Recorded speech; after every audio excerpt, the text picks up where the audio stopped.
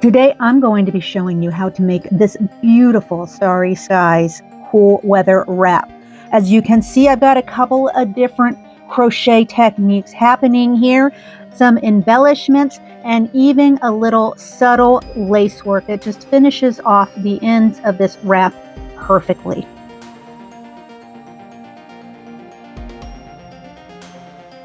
Let me give a warm welcome to all my Weaving Wyrd siblings, weirdlings, and just fun people. For those of you who aren't in the know, my name is Sig. I'm a retired tattoo artist turned fiber artist and crocheter. And here on my channel, you and I get to create a little magic with every knot.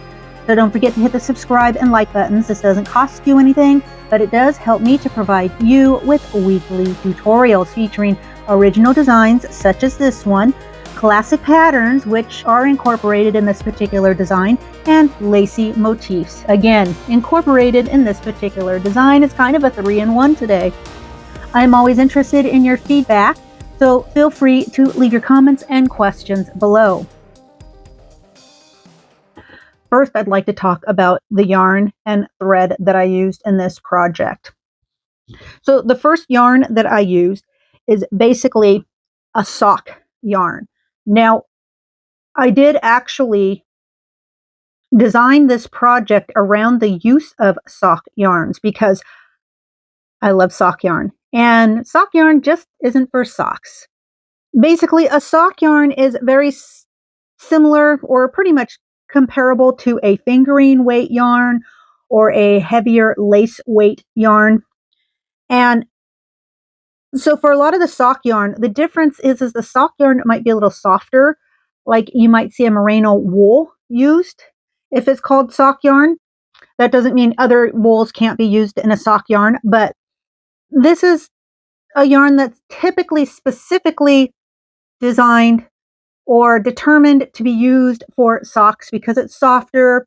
It's typically a blend, so you're looking at usually something that looks like a 75% superwash merino wool with a 25% nylon. Now the nylon is synthetic, absolutely, but what that does is that gives your yarn a little bit of extra stretch, and it also allows that yarn to be a bit stronger, so it holds up better, especially in terms of being a sock yarn. But in terms of weight, it's still very similar to a fingering weight or to a heavier lace weight yarn.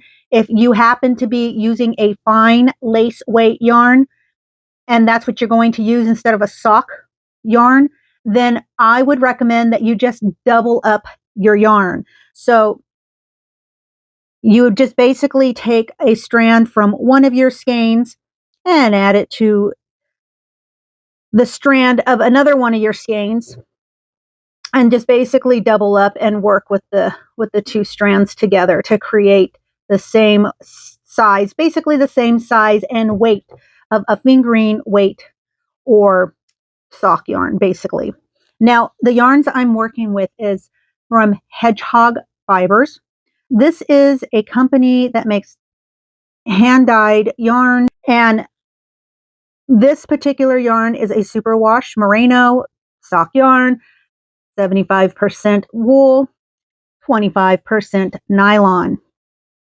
For this particular project, I used the yarn that I received in this year's advent calendar from them. So basically, the majority of the yarn I used in this project is actually sock yarn. However, there were some other yarns and threads that I used. And so I'm telling you all of this so that you know that if you don't have, let's say hedgehog fiber yarn, or, this particular brand of hand-dyed yarn, maybe there is some sock yarn or something equivalent, as I discussed before, that you have on hand from, let's say Hirschner's. You get one of their sock yarns that is typically going to be quite a bit more affordable and just as nice. Next, you can continue to use sock yarn, and that's fine. I happen to have a beautiful lace weight yarn. So it's a heavier lace weight yarn. This is actually a hand-dyed mohair, and the color of this is just beautiful. It's perfect for my needs. The weight and size of the yarn itself is comparable to what I'm using, so it works out perfectly. Now, this yarn is 100% mohair, and it comes from Koenig Farm and Spinnery. I'm not sure if I've pronounced that name correctly. And this company is located in Kentucky. So this is... Lastly, I am going to be using standard crochet thread. This, of course, is an Aunt Lydia crochet thread. You can use any brand crochet thread that you want. You're just going to want it to be approximately a size 10 crochet thread. This happens to be a violet color, and it works perfectly with mine as well. So basically for this project, you are going to need approximately 600 grams of your sock yarn or a comparable weighted yarn. And then, you know, your crochet thread. You're really not going to use all that much. So if you just purchase one of these balls or rounds of the crochet thread, you're going to be in better than great shape, and you're going to have plenty of thread left over. But to be more specific with the sock yarn, you're actually going to want to have 200 of those grams to be your base color, your color A, if you like. But that's the color you're going to need the most of, because that colorway is what's going to be used frequently to ground the rest of your work. Other than that, your other 400 grams of sock yarn, really do the colorways that you enjoy, that you like. Remember, these sock yarn minis are fantastic for this project if you don't know what you're going to do with yours. The next thing you're going to want to get is your variety pack of Fushia mirrors, or rather the package or combination of colors that work for the project and colorways you are choosing to work with. I happen to have 18 millimeter ones here. Sometimes they come a little bigger, sometimes they come a little smaller. This just happens to be the size that I was able to locate, and it worked out perfectly for my needs. Next, you're going to just want your basic tapestry needle. Now, you want it with an eye that's big enough to handle the yarn you're working with, but you want it small enough to be able to easily sew your Fushia mirrors in place. Next, you're going to be using 3 different sizes of crochet hook. Now, for the actual square, for the 3 colored cluster, star, burst square, I'm going to use a C, also known as a size 2, or if you work in metric system, it's going to be a 2.75 millimeter hook. So this is the size hook we're going to use for the squares. In terms of the thread, the crochet thread, I'm going to be using a 2 millimeter hook. And this is for making the lace edging. Now, for that stitch, that really very much resembles in look and feel of a knitted stitch, I am going to want to use a Tunisian hook. And this Tunisian hook is a 3 millimeter. So this project has several steps to it, but each one is completely digestible and easy to follow, and it's just one after the other. So you're not going to be bouncing back and forth from technique to technique. It all happens in a matter of ABC order, if you like. So first, I'm going to take you through and I'm going to show you how to make the blocks. And then I'm going to show you how to do the knitted technique with a Tunisian hook. And then after all of that is said and done, I'll take you back and then show you how to make the lace edging. And while we're doing this, we're also going to be putting things together. And this time I'm going to do things just a little different. I'm still going to take you step by step. But what I am going to do is, because the scarf itself gets a little crazy and the colors are a little I don't want to say chaotic, but there's a lot going on in terms of color, and I want you to see exactly what it is that I'm doing so there's no confusion. I'm actually going to show you how to make the majority of this project using some scrap yarn. Now, the yarn I'm going to be using is a 4-weight acrylic yarn. And of course, because of that, I'm going to be using a larger hook on that. So just ignore the hook. Just pay attention to the actual stitches and the steps that I'm taking with those stitches. And then, of course, I will show you what that looks like as we go along in terms of the actual wrap itself. Now, if it sounds confusing at this moment, just hang tight, and I believe it'll make a lot more sense, and it'll come off way more easy to read than how it sounds with me trying to explain it to you. Okay, so with all that said, let's get started. So we're going to begin with the crocheted squares. And the squares, you're going to want to make a total of 30 of them. And the squares are going to consist of 3 different colors.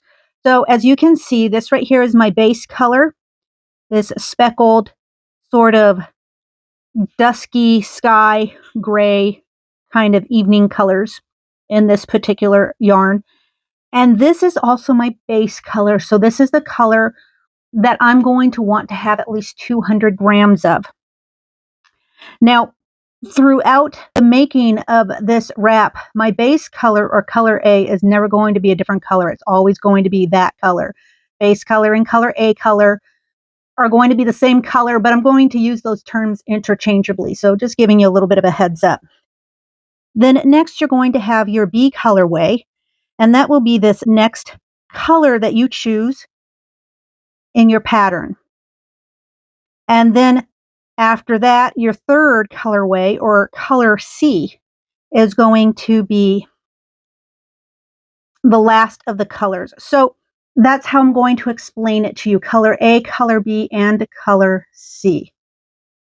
Now, as you can see, this can get a little hard to see, especially as I'm working. So what I've done is I'm making basically kind of some example swatch here. And I've made the first one, and I will show you how to make this block with the next one I start. And this one is made using a weight 4 yarn. So basically your standard size weight yarn, your heavier worsted weight yarn. This is what this is made from scraps of yarn that I happen to have around, using acrylic yarn that isn't particularly great yarn, but it's perfect for scrappy example projects and demonstrations like this. Another thing I wanted you to see was how much bigger this block right here is compared to the block you will be making for this scarf. Now, the block you'll be making for this scarf is going to be approximately 4 by 4. Yeah, we're looking at, actually, it's going to come out to almost 4.5 by 4.5. And with the example block I'm showing you, you're looking at, oh yeah, probably near 7 inches by 7 inches. So it's considerably bigger. So just keep that in mind. So while I show you how to do things with the example block, I'm going to toggle back and forth to the actual wrap itself so you can kind of see what things look like as they're going together. And then, of course, you can see how perfectly those different sock yarn minis, because the minis usually come in approximately 20 grams, or at least the sock yarn minis I used on this, they came in 20 gram skeins. And you can see how I used those colors in different aspects and on each of the different squares to just really give it that night filled with diffused lights coming from all those varying colors of stars. Okay, so let's go ahead and get started. I'm going to show you how to make this 3-color cluster square. Now, because my base color for this example is the blue, I'm going to go ahead, I'm going to use that blue again. I'm going to set this aside. And for this piece, I'm going to go ahead and you're going to chain 8. Now, what you want to start off in the beginning is you're going to leave yourself a nice long tail, maybe 6 inches or so. that tail is going to be what you use to sew your shisha mirror in place. But first, I'm going to begin by making a slip knot. And then I'm going to chain 8. 1, 2, 3, 4, 5, 6, 7, 8. And I'm going to go ahead and I'm going to slip stitch in the very first chain to make a ring. Then I'm going to chain 4, 1, 2, 3, and 4. And this is going to count as my first treble. And I'm just going to take my tail, I'm going to move it out of my way while I work. Now, for those of you who don't know how to make a treble is basically the next size up from a double crochet. And how I'm going to do that is I'm going to yarn over twice. And then I'm going to insert my hook into that ring.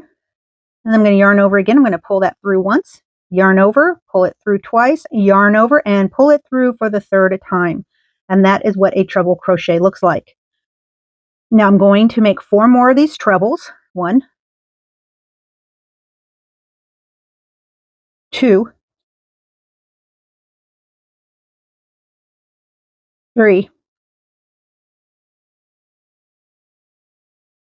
and 4. And that gives me 6 trebles because this first chain 4 is a stand-in for a treble. So 1, 2, 3, 4, 5, and 6. Next, I'm going to chain 2.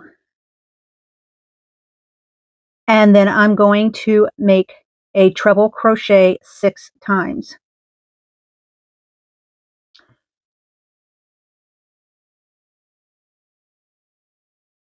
2,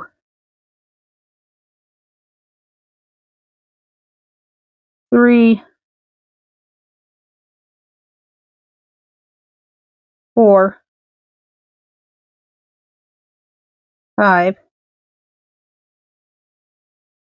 and 6.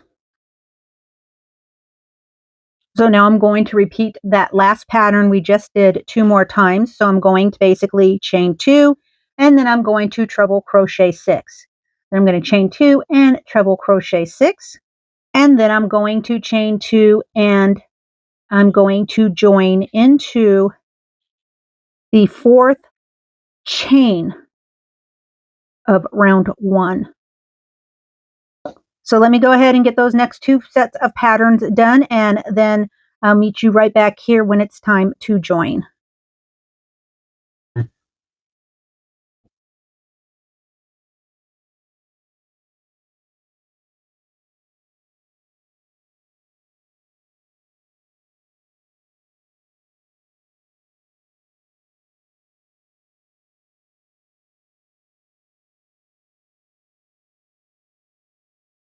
So now I've just chained my last 2, and then I'm going to go up here and I'm going to join right here into this 4th chain.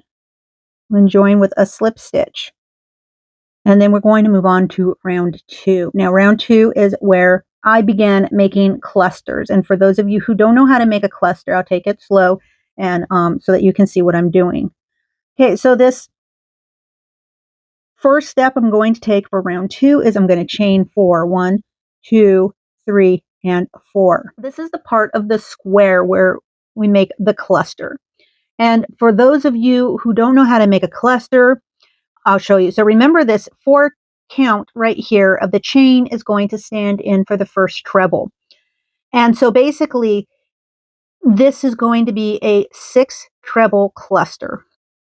And how I do that is I'm going to begin like I normally would a regular treble. So yarn over twice, insert my hook into the next stitch, yarn over and pull that yarn through. So you should have something that looks like this. And then I'm going to continue. I'm going to yarn over and pull it through the 2 loops. And then I'm going to yarn over again and pull it through the next 2 loops. Now, normally for a treble, I would yarn over that 3rd time and pull it through the last 2 loops. But in this case, I'm going to leave them on the hook. And I'm going to do that with the next stitch. So yarn over twice. And then I'm going to yarn over and pull that yarn through the first 2 loops. Yarn over, pull it through the next 2 loops. And then I'm going to leave that last loop on my hook. And I'm going to begin my next treble. So again, I just brought it up to the very last step of the treble. I'm going to continue that way until I have all 6 trebles on my hook.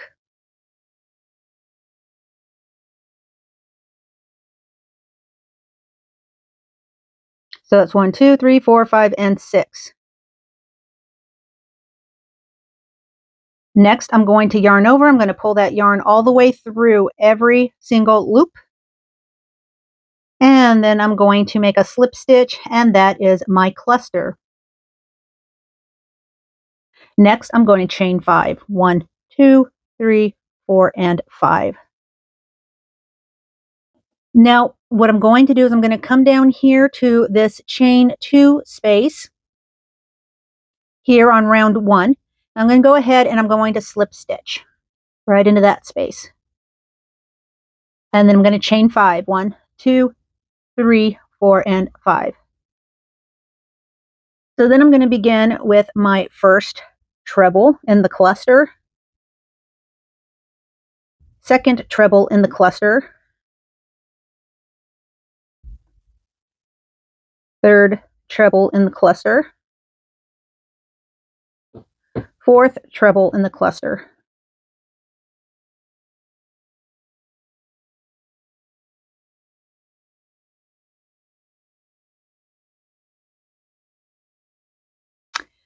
fifth treble in the cluster, and then my sixth treble in the cluster.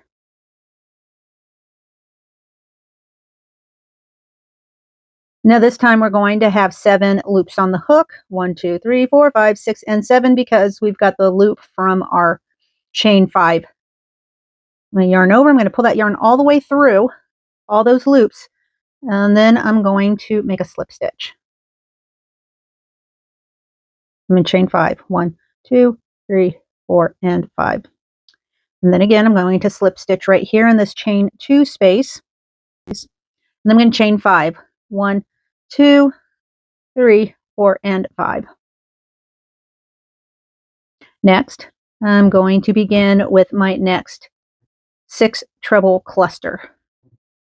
Yarn over, pull that yarn all the way through the loops, slip stitch, chain 5, 1, 2, 3, 4, 5, slip stitch into the chain space, and then chain 5 again. 1, 2, 3, 4, and 5. And I'm going to do my last 6 treble cluster.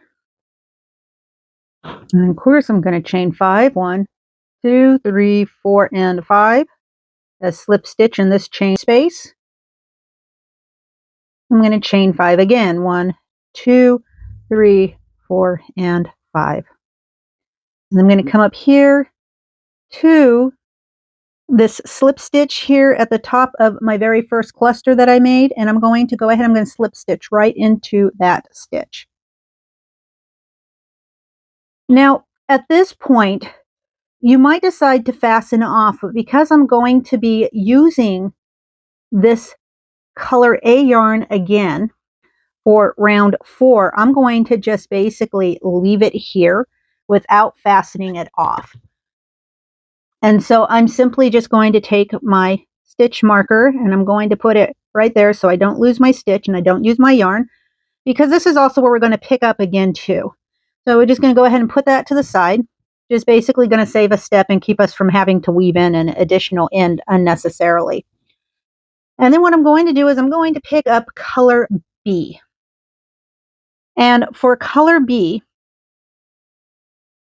here in round 3, I'm going to go ahead, I'm going to tie it right there into that very same slip stitch.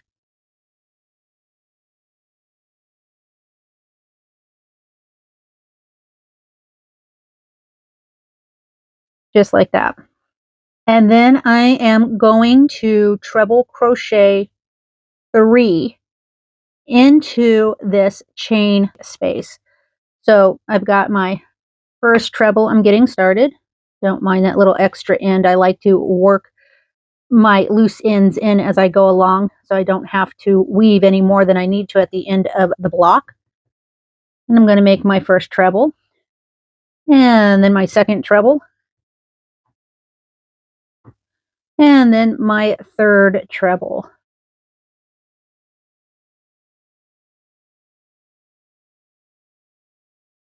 Next, I'm going to chain 1, and then I'm going to work 3 trebles again. So 1, 2, and 3.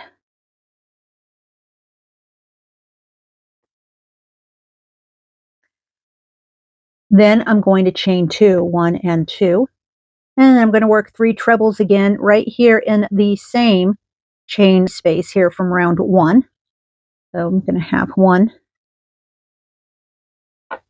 2, 3.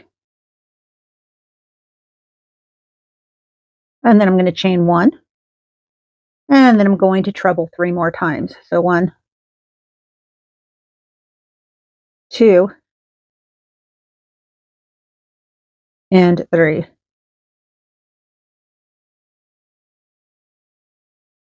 So this is what my piece looks like so far. Yours should look pretty similar. And then I'm going to go ahead and in the next slip stitch at the top of the next cluster from round 2, I'm going to go ahead and place a slip stitch. And then I'm going to repeat exactly what I did right here. So I'm going to go ahead, I'm going to treble 3, and then I'm going to chain 1, and then I'm going to treble 3 again. Then I'm going to chain 2, and then I'm going to treble 3, chain 1, and treble 3 again, all in the same space. And then I'm going to slip stitch into the top of the next cluster and begin again until my round is complete. I will meet you right back here after I've completed this pattern 3 more times. Okay, so I have my 4 corners done, and what I'm going to do is I'm going to come back here to where I started, and I'm going to make a slip stitch to finish off that round. And now this particular colorway, color B, I'm actually going to fasten off because we don't need this color anymore. Not for this block at any rate. Okay, so next I'm going to just go ahead, I'm going to remove this stitch marker because we don't need it anymore. Not for this block. I'm going to go ahead, I'm going to pick up my color A, and then I'm just going to take my loop that I have here. I'm just going to bring it around. I'm going to bring it back into that same slip stitch from round 2 that we've been working in. And I'm going to make another slip stitch. And of course, now we're starting with round 4. And then for round 4, I'm going to go ahead and I'm going to chain 4. 1, 2, 3, 4. That's going to stand in for my first treble.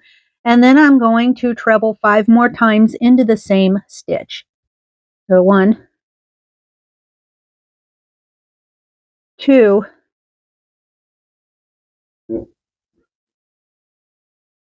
3,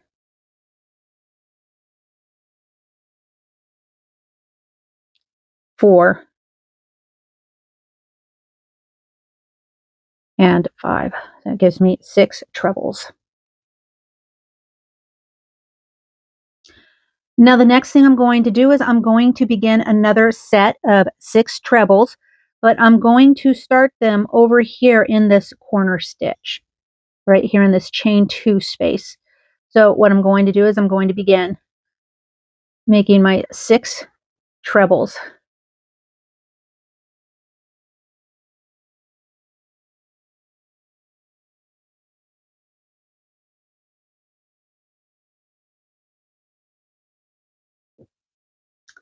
Five,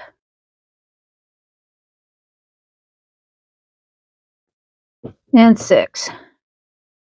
Boy, scrap yarn is really not the easiest to work with. Okay, so next I'm going to go ahead, I'm going to chain 2, and then I'm going to treble 6 more in this same space. So you can see where we're going. So I'm going to continue just like that. So I'm going to come here and I'm going to treble my 6 right here into the slip stitch that we made here for round 2. And then I'm going to reach over to my corner and I'm going to repeat what we did in this first corner, which is going to be 6 trebles, then a 2 chain, and then 6 more trebles. And basically we're going to follow that pattern all the way around until we finish this last corner, and then I'm going to tie into the 4th chain here of the first stitch of this round 4. And I'll meet you right back here once I've completed that. Okay, so now that round 4 is almost completed, all I have to do is just come here into this 4th chain, go ahead and make my slip stitch, and then I'm going to fasten off and weave in that end, and then I'm going to move on to round 5. So now for round 5, I'm going to begin with my 3rd color, my color C. And what I'm going to do is I'm going to tie into that slip stitch that I last finished off with.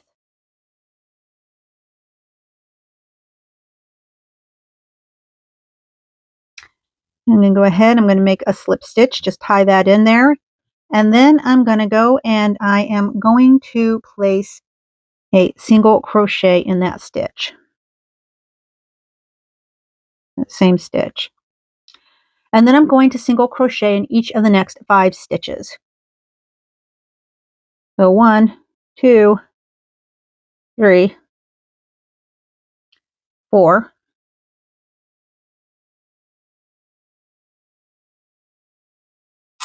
and 5 makes 6.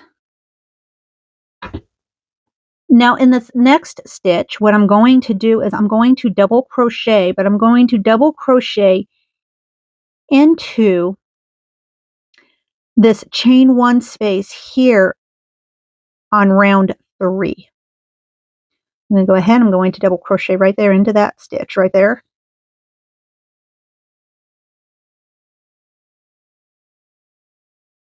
And then I'm going to single crochet 6. So then 1, 2, 3, 4, 5, and 6. Then I'm going to single crochet 3 in this chain 2 space. 1 and 2. Maybe I can work with this yarn better.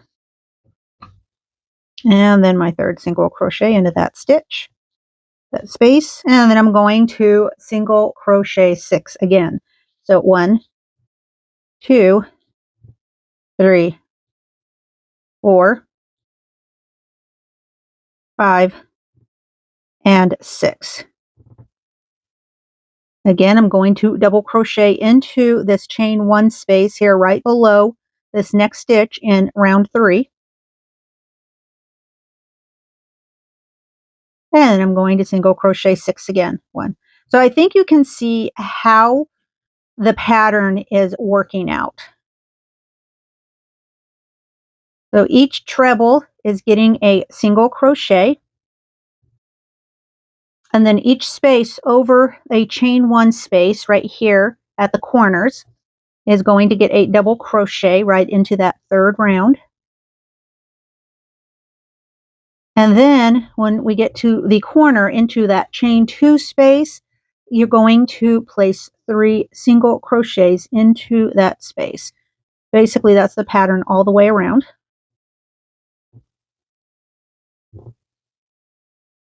And then when you've completed making your full round, I'm going to meet you right back here. So just continue as we have been doing.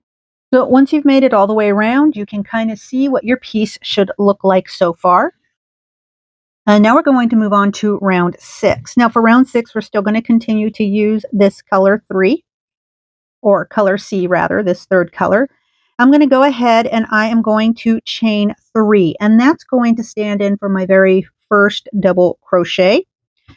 And then I'm going to double crochet in each stitch after that until I get to the very corner stitch. And then once we get to the very corner stitch, that 2nd single crochet of the 3 single crochets placed in the chain 2 space, I am then going to go ahead and double crochet 3 double crochets into that stitch. So we've come up here and now we've got right here at the 3 single crochets. I've just double crocheted in the first single crochet, and then that 2nd single crochet there on the corner, I'm going to double crochet 3 right there into that same corner stitch. Give me a nice corner. And then I'm going to go ahead and I'm going to continue to double crochet until I hit the very next corner stitch. And in that corner stitch, I'm going to place 3 double crochets.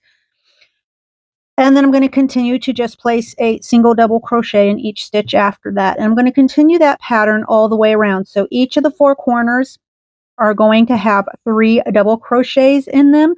And all the rest of the stitches are just simply going to have the 1 double crochet. I'll meet you right back here when I've completed round 6. Okay, so I've completed round 6, and this is what my piece looks like so far, next to the piece that's already completed. As you can see, I have 1 more round to go, and that's going to be round 7, and I'm going to do that in my base color, or color A. So for this one, what I want to do is I actually want to tie into one of the corner stitches. It doesn't matter which corner, just pick a corner. And I'm going to go ahead and I'm going to tie that in, and I'm going to make a chain 2.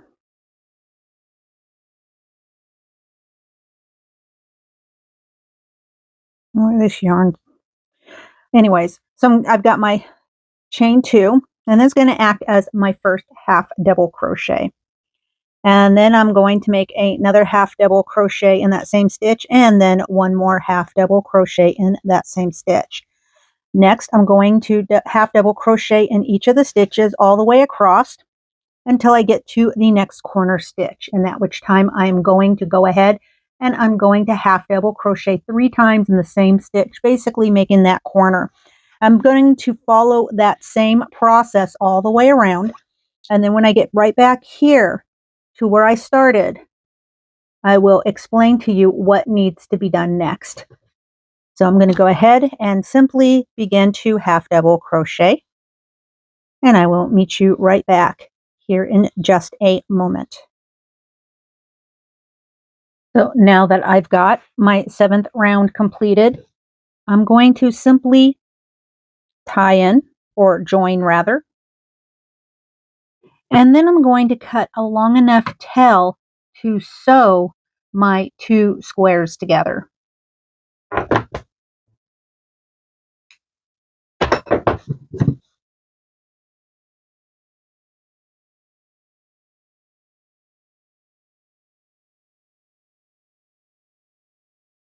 So rather than just go ahead tying it off at this point,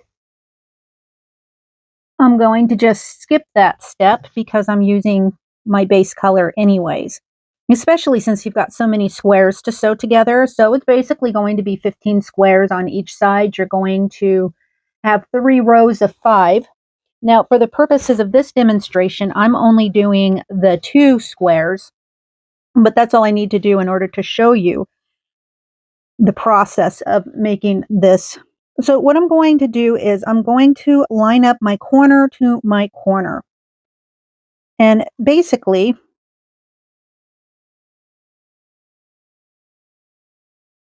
I am just going to whip stitch each stitch all the way straight down the line. Just keep it real simple.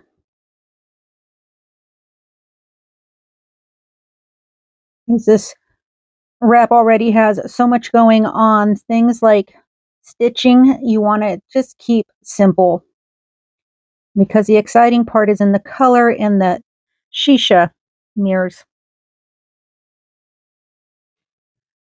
So now you can see that both squares have been whip stitched together.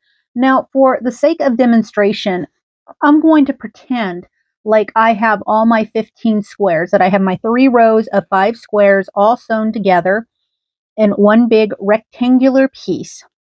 And so then the next step I'm going to make in this wrap is I'm going to half double crochet around the outside of the entire rectangle of 15 squares. Now in this first image, you can see how I've got 5 of my squares already with the base color, that 7th row around them, and each of those squares is sewn together to create a strip of 5. And then you can also see the next 2 rows waiting for me to stitch together. In this image, you can see where I've completed those 5 squares in the first row, and now I'm in the process, as you can see in the second row, of putting that second round on each of those squares and then lining them up and then getting, in a position that I like, with color combination that works for me, and then laying them out and getting them ready to be sewn together as well. And finally, this is what a panel should look like. I have 15 in the particular panel that you are looking at. You will want to make 2 panels of 15, and when each of those panels is completely sewn together, that's when you move on to the next step of making another border around each entire panel, as follows in the next step of the instructions. So really, again, you can pretty much start anywhere you want to. And I am going to start at the bottom corner of my rectangle, because that's going to be an area that can be easily hidden when working in the next steps. So basically, I'm going to come here to this corner once again, and I'm going to go ahead and I'm going to tie in with my chain 2, which is going to act as my stand-in for my first half double crochet. And then I'm going to half double crochet 2 more times in that same stitch. I'm going to half double crochet in each stitch across the length of my squares. And then when I get to the next corner, again, I'm going to place 3 half double crochets in that corner, and just as before, and then I'm going to continue with my regular half double crochets. Now, when I've completed the entire rectangle, and then we're going to move on to the next step. Okay, so now, as you can see, I've got my half double crochet all the way around all the squares that are sewn together. And as you can see here, I had to go with the darker blue. I ran out of my lighter scrap blue, so I switched over to the only blue that I had in scrap yarn, and that was this darker blue. But for all intents and purposes, if it's blue, we're going to consider it our base color, our color A. Now, colors B and C, just a quick reminder, can be any color you want them, any combination of colors you want them. These are going to be the variety of sock yarn that you have handy or that you have purchased specifically for this project. So now, once all your squares are completed and you've got 2 panels that have 15 squares in each panel, 3 rows of 5. And then, of course, each panel is then bordered with a half double crochet, a round of half double crochet in the base color. Once you have all that done and completed, it's time to move on. Oh, and just a quick note, your shisha mirrors, you can pretty much sew those in at any time that you care to do so. I don't feel it necessary to do that for this demonstration, but just in case you were wondering, you can put them in anytime you like. So now we're going to move on. Now that our squares are done, our 2 panels are completed, we're ready to move on to the center part of this wrap. And as you probably guessed, the stitch that we'll be doing for this next part of the wrap is going to be a Tunisian knit stitch, right? It looks like regular knitting. Its name is Tunisian knit stitch. Perfect.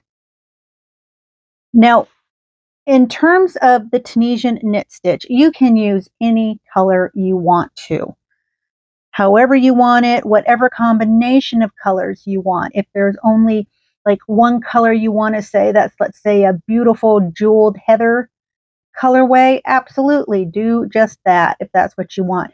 If you want to use up all your minis, like I did, perfect. And I will show you what that looks like. So you can see all the different minis that I used in this wrap. You can see I had one colorway of mini here, and then a very small colorway of some mini here. Some of these areas I used the whole 20 grams in one swatch, And in others, I used maybe half of that in one section and then picked up the rest of that color in another section. Here, you can also see, I don't know if you've noticed, but also here, I have intermittently, mostly between my minis, but in some areas I've used two different colorways in a swatch. I have separated each kind of segment with my base color. You can see with these lines, and they're varying rows, right? So this row right here is in some places just one row, and then in another part of it, it picks up and it's like two rows. And all that, you know, worked out as a result of where I tied my two yarns together when I finished with one and then picked up with another one. This one right here, you can see is 3 rows in some places and 4 rows in a couple of other places. So there's really no rhyme or reason to it. I mean, whatever looks good to you aesthetically speaking, that's what I did. Now, I easily got away with adding my base color and mixing that in with this piece because there's so much color going on.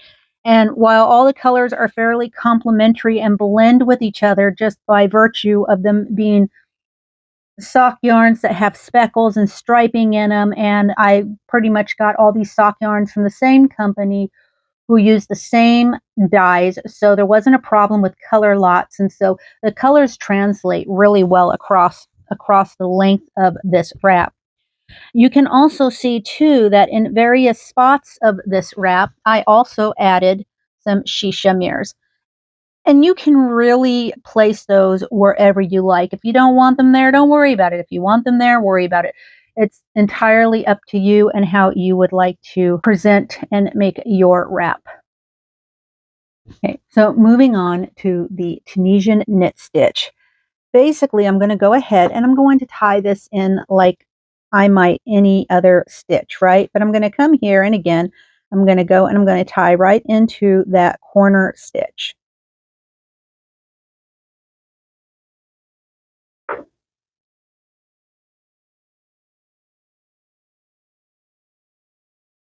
And so you can see I've got something that looks like this. Now for this first pass, pass A, so we're going to work in A and B passes.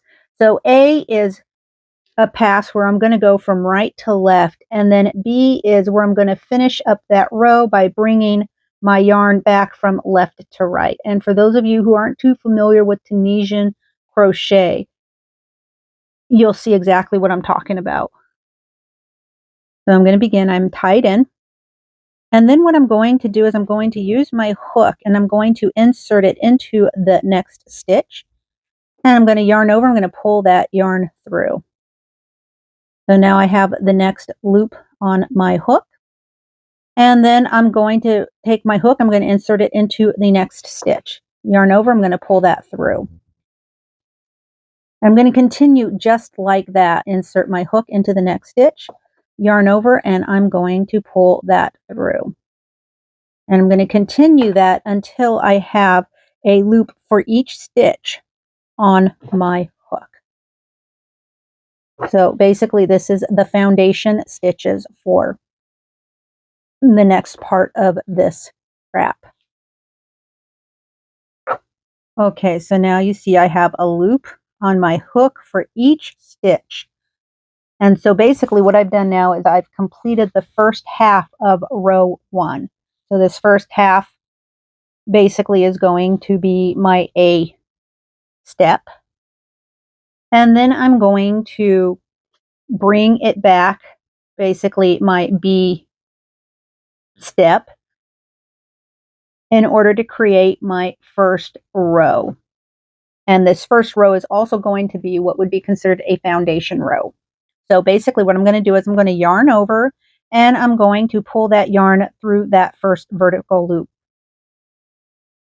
And then I'm going to yarn over, but this time I'm going to pull that yarn through the next 2 loops on my hook. And then yarn over and pull through the 2 loops on my hook. Yarn over, pull through the 2 loops on my hook. And I'm going to continue just that way until I've completed row 1.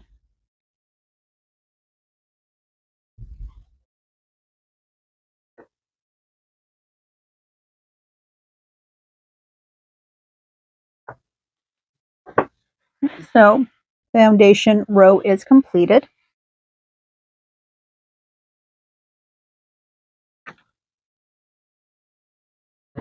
Now, before we move on, I'm just going to throw just a little bit of terminology at you. So this is the vertical bar of the second stitch. This is the vertical bar of the first stitch. So this is the front vertical bar, and then behind is the back vertical bar. And so you can see that through the front of the of your work, right? So this is going to be your front vertical bar, and then right behind it is your back vertical bar right there. And so you need to know this for the next step of this stitch. So we're going to start row 2A. And what I'm going to do is I'm going to skip this first vertical bar, and I'm going to take my hook and I'm going to insert it into and between this front vertical bar and the back vertical bar. I'm going to put it through, and then I'm going to bring it to the back of my work. I'm going to yarn over, and I'm going to pull that loop through. So again, I'm going to take my hook, I'm going to slip it through and between the front vertical bar and the back vertical bar, and I'm going to put my hook to the back of my work. I'm going to yarn over, and I'm going to pull a loop through. And then again, right there between the front vertical bar and the back vertical bar to the back, yarn over and pull that loop through.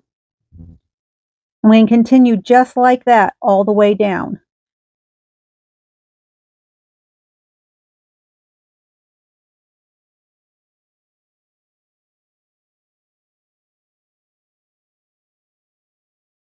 Okay, so I've completed the first half of my row 2. And so what I'm going to do is exactly what I did for the second half of row 1. I'm going to do for the second half of row 2. So I'm going to yarn over, and I'm going to pull that loop through the first loop on the hook. And then after that, every other time I pull the yarn through, it's going to be through 2 loops on the hook. So yarn over and pull through 2 loops. Yarn over and pull through 2 loops. Yarn over and pull through 2 loops. Yarn over and pull through 2 loops. I'm going to continue just that way until I've completed the second half of row 2. And you can start seeing that knit look take place. And you can see how the back is starting to look like the purl stitch from knitting. So I'm going to do one more pass. I'm going to do a third row so that you can get the feel for it one more time, and then maybe I'll have a slightly better example to show you on this before moving on to the next step. So again, I'm going to skip this vertical bar, and I'm going to insert my hook between the front and back vertical bars of the next stitch. And then I'm going to yarn over and pull my loop through. Again, insert my hook between the front and back vertical bars to the back, yarn over, and pull my loop through. And just get that.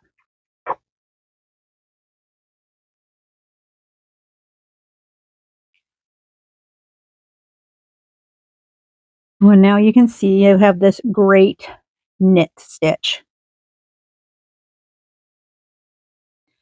So when making this wrap, you actually will end up with 2 panels. Each panel is going to have 15 squares, 15 blocks, and whatever length you happen to make your Tunisian knit stitch in terms of the length of your wrap. Now, for example, the wrap that I designed for this project is about 70 inches of Tunisian knit stitch, that part of the fabric. So what I did was I knit stitched about 35 inches on each of my panels. And then I needed to bring both panels together in the back, and I needed to seam both panels together right down the center of my work. So you can see I have one panel and then I have my second panel, and right down the center here is where I seamed my work together. You can mostly only see it as a result of the fact that I used my base color for it because I thought it would blend better, and it did. So unless you're really looking for it, nobody even notices it's there. And depending on who you are is going to depend on how you choose to go about seaming this together.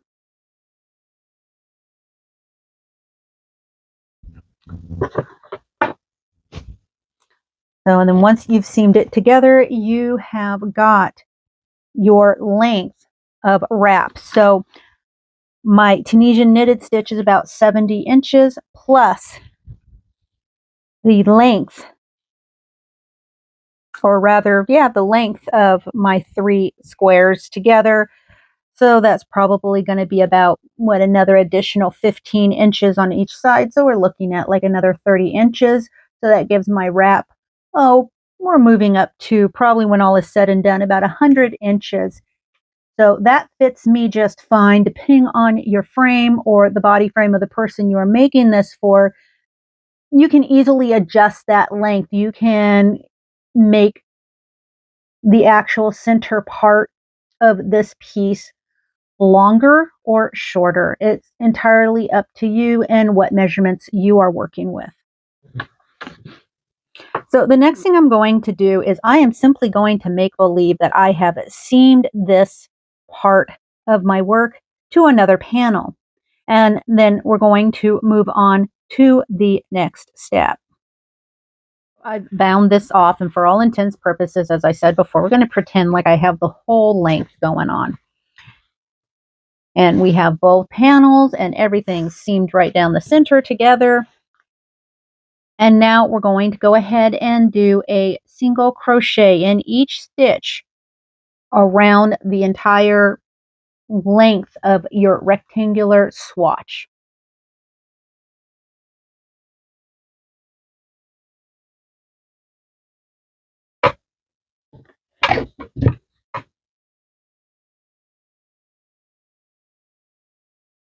And this new border, for all intents and purposes, is still going to be used with your base color, your A color.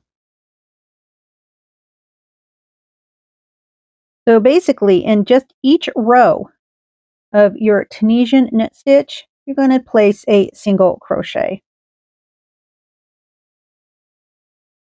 And then in each stitch, as you go down the edging and hit the panel that has your squares in it, again, it's going to just be a single crochet for each one of those stitches until you hit the corner of your work.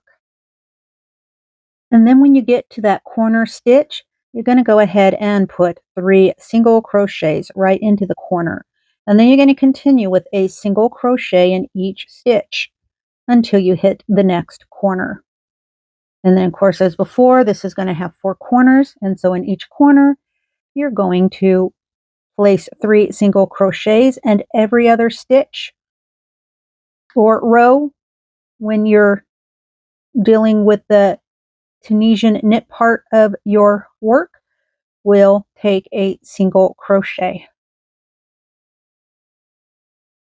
And so again, coming right up here and transitioning into the Tunisian knit stitch part of it. And basically, I am simply just going to go in and I am going to do my single crochet for each row. Just like so.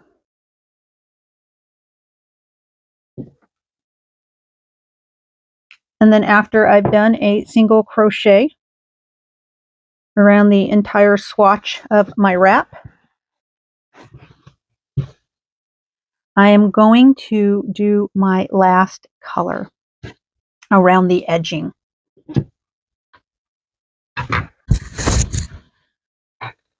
So now in my wrap, you can see this base color.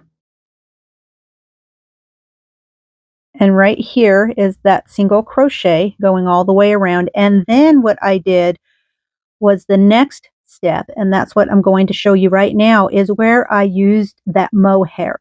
And that is the yarn I chose to edge my entire swatch, basically my entire wrap with this beautiful mohair. So let's move on to that. So I'm basically just going to use this green scrap yarn that I have. And the edging is basically nothing to get too excited over in that. It's super simple because you've already done it a lot. And really basically what it is, you know, you're going to tie in anywhere. It doesn't matter where you tie in at.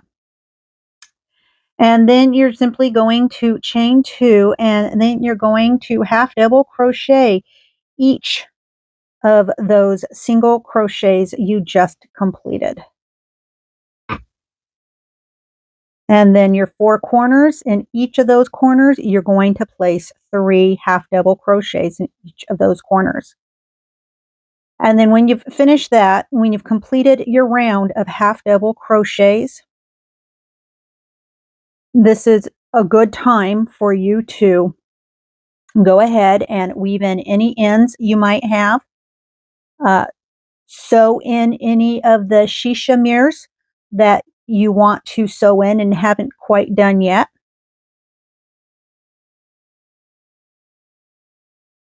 And then just clean up anything you think you may need to clean up in terms of just cutting off any loose threads or anything like that. And then once you get all that done and all that prepared, then it'll be time for us to move on to the edging, to the lace edging. And the lace edging, I'm going to show you with the actual lace thread that I have. So now the next and final step we have to do is to make this edging. It's simple, it's fun, it adds just the right bit of embellishment to the end of this wrap. Also, keep in mind the instructions I give you as to how to make this is pretty much going to fit the width of your wrap, so long as you use basically the same size materials that I used in terms of weight and yarn. However, if you've used a larger yarn or your sizing is somehow off for a variety of reasons, and you'll know what that is, then you may have to measure and reconsider the repeats, the making of this edging. That is something that you'll certainly be able to adjust fairly easily, especially once you get into seeing exactly the steps taken to make this trim. So to begin with, I have my size 10 crochet thread, and I have my 2mm hook.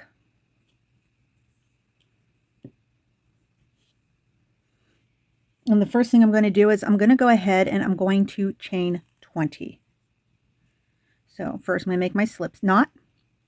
I'm going to chain 20. 1, 2, 3, 4, 18, 19, and 20.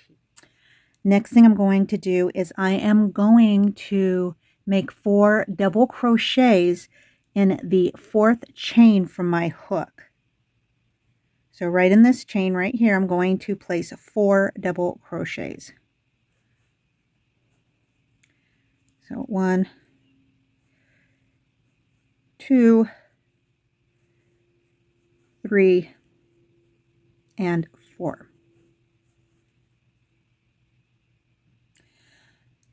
Then the next thing I'm going to do is I am going to place 4 double crochets in each of the next chains. So 1, 2, 3, and 4. So now I'm going to want to do that 9 more times. And when I'm finished with that, I will have placed 4 double crochets into a single chain 11 times. And go ahead and continue to do that 9 more times. And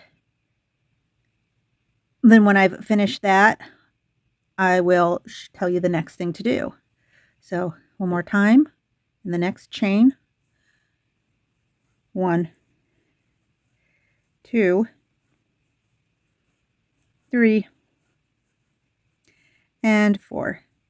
And so you can already see how this is creating those little bobbles because it's causing the chain and the fabric to twist around on itself to give kind of a curly Q kind of a fabric bobble hangy bit going on.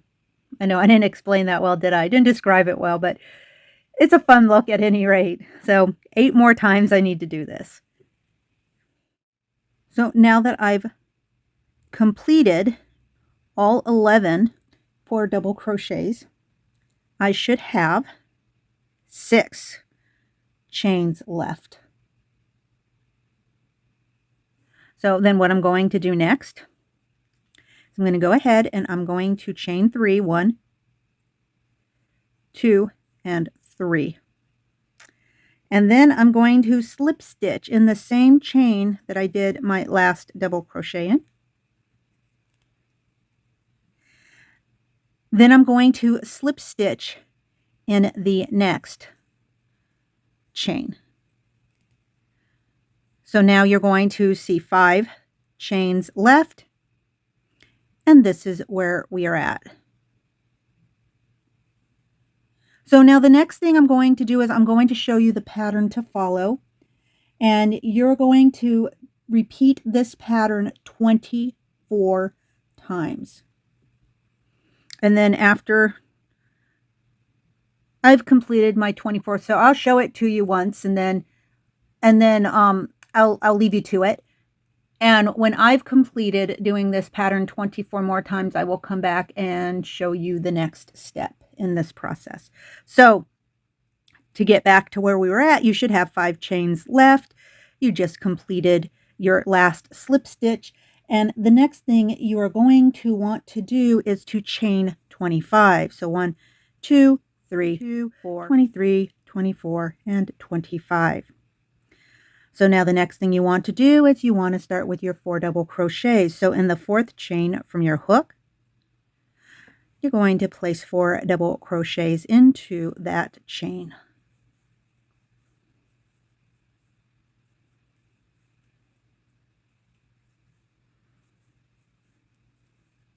And then you're going to continue to place 4 double crochets into each chain for the next 10 chains.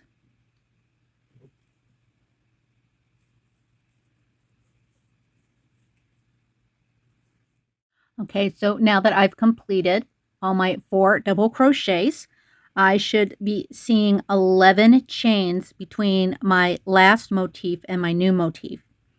So the next thing I'm going to do is I'm going to chain 3, and I'm going to slip stitch in the same stitch. And then I'm going to slip stitch in the stitch after that. And then I'm going to repeat the pattern again. I'm going to repeat it 23 more times. So basically what I want to do is the pattern is going to be that I chain 25. Then I'm going to place 4 double crochets into the 4th stitch from my hook. After that, I'm going to place 4 double crochets in the next 10 chain stitches. So at this point, I should have 11 chains between both motifs. Next, I'm going to chain 3, and I'm going to slip stitch into the same stitch that I was last working in. Then I'm going to slip stitch into the next chain stitch, and that sets me up to start the pattern all over again. So I'm going to repeat that pattern 23 more times, and then I'll meet you right back here. And what that will give me is a total of 25 little motifs. Okay, so I've completed my 25 little curly baubles. And if you've completed yours too, you should have something that looks sort of similar to a string of lights, Christmas lights maybe. Okay, so we're going to move on. And I'm right here where I ended with my 25th motif. And so the last thing I'm going to do for this row 1 is I'm going to chain 7. So 1, 2, 3, 4, 5, 6, and 7, right? So the next thing I'm going to do is I'm going to start working my way back for row 2. So I'm going to turn my work. And then what I'm going to do is I'm going to single crochet in the second chain from my hook. Then I'm going to chain 7. So 1, 2, 3, 4, 5, 6, and 7. Then I'm going to go to the next chain space, and I'm going to make a single crochet right there in the center.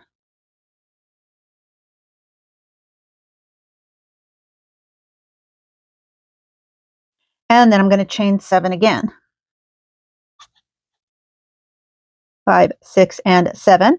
And then I'm going to jump over to the next chain space, and I'm going to place another single crochet right there, sort of center of that length of chain.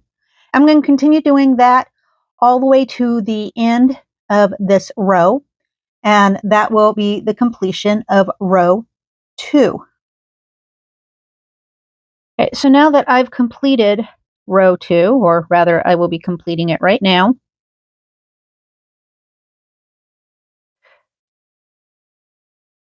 So what I did was with my last count of 7 chain, I went and I actually single crocheted it right there into the very first chain of row 1. And then I'm going to turn my work, and we're going to move on to row 3. Now for row 3, I'm going to go ahead and I'm going to chain 7. 1, 2, 3, 4, 5, 6, and 7. And then just like before, I am going to single crochet into the next 7 chain space.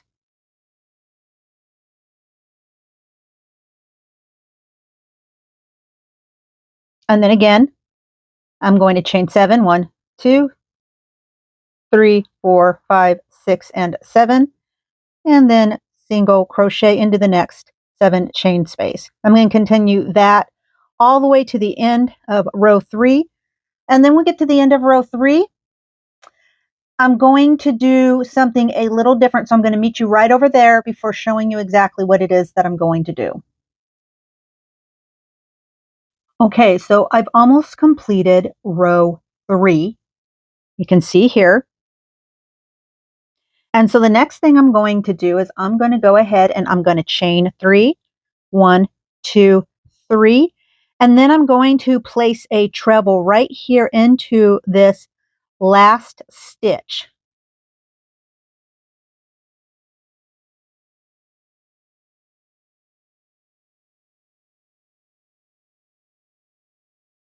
Just like so, to finish off row 3. And then I'm going to go ahead, I'm going to chain 1, I'm going to turn my work. And we're going to begin row 4. Now for row 4, I'm going to go ahead and I'm going to single crochet right here in this same stitch as my turning chain. Then I'm going to single crochet 5 in this 3 chain space. So 1, 2, 3, 4, and 5. And then I am going to chain 1 in the single crochet.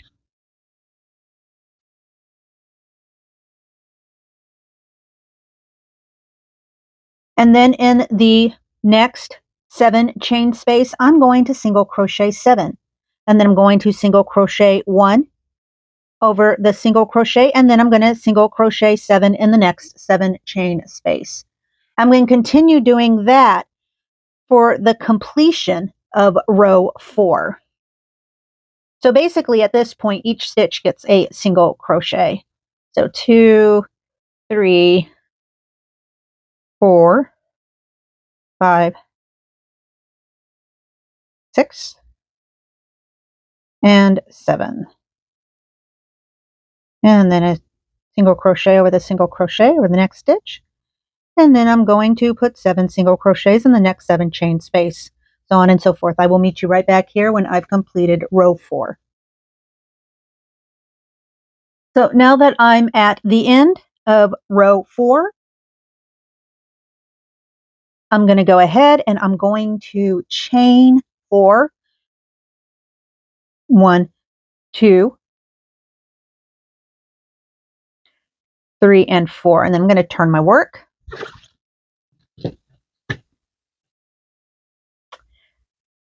I'm going to skip 1, and then I'm going to double crochet into the next single crochet. Then I'm going to chain 1, and I'm going to skip the next stitch, and I am going to double crochet in the next stitch. Chain 1, skip 1, and double crochet into the next stitch. One more time, chain 1, skip 1, and double crochet into the next stitch.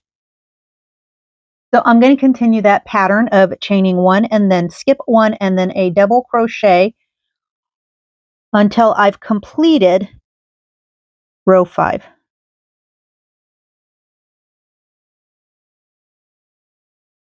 So now that I've finished row 5, I'm going to go ahead, I'm going to chain 2, and I'm going to turn my work.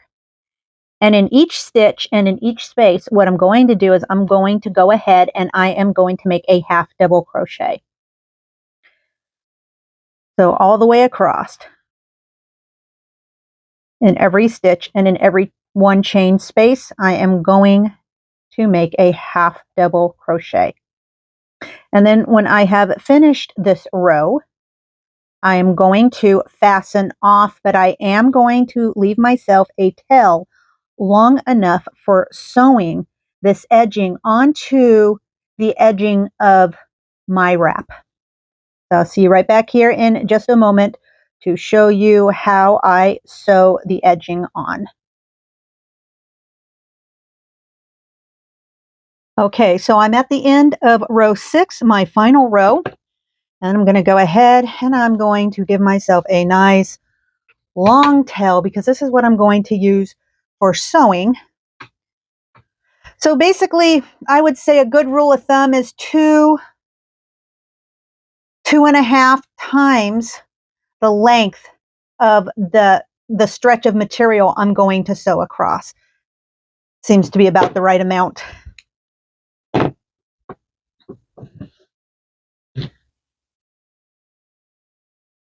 Okay, so now I've lined up my edging with the edge of my wrap, and I have, of course, used my stitch markers to pin everything into place.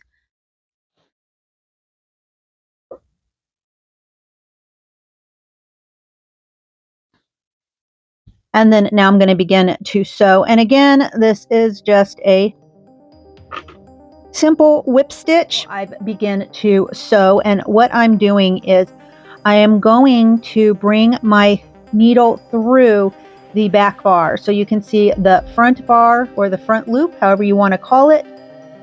And then we've got the back loop or bar here on the edging of the wrap. And then right here is the full stitch of the half double crochet on this side. And what I'm going to do is I am going to sew through just that back bar of the wrap edging, and then I'm going to bring my needle through both bars or loops of the half double crochet.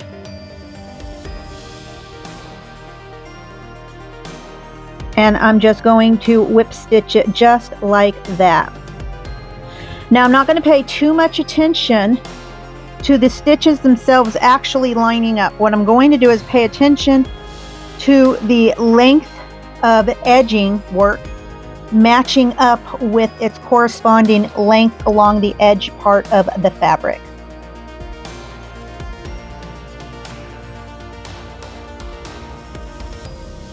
And then when I've completed sewing this on, I will meet you right back here for a few final words. I hope you enjoyed this tutorial as much as I enjoyed making this Starry Skies cool weather wrap tutorial for you. So until we meet again, stay creative, stay amazing, and always weave your own Wyrd. Bye-bye.